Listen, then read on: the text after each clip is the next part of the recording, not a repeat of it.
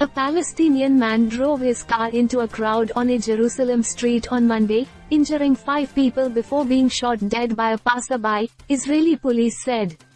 Hours earlier, Israeli troops killed a Palestinian during a raid in the occupied West Bank, the latest in a long series of incidents during an upsurge in violence over the past year. Israel's ambulance service said it treated 5 people who were injured before transferring them to a hospital, including a 70-year-old man who was in a serious but stable condition.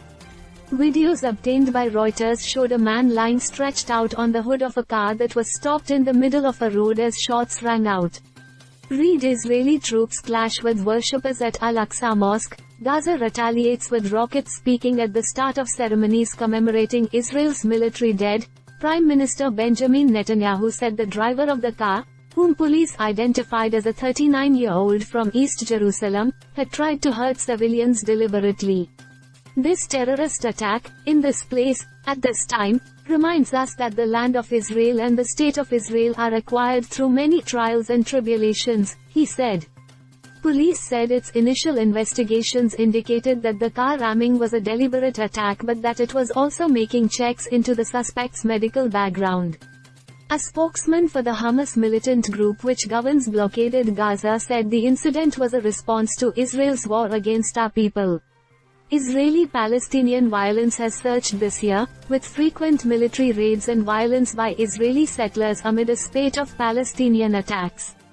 More than 90 Palestinians and at least 19 Israelis and foreigners have been killed since January.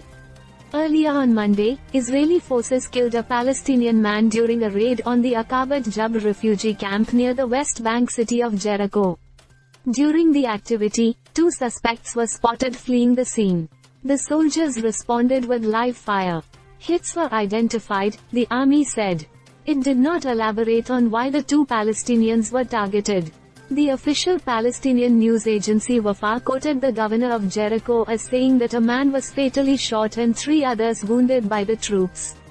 The statement from the governor said the army had not handed over the man's body to his family.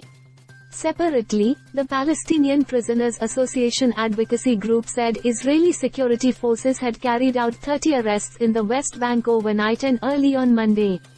Israel captured the West Bank and East Jerusalem, which Palestinians want as the core of a future independent state, during the 1967 Middle East War.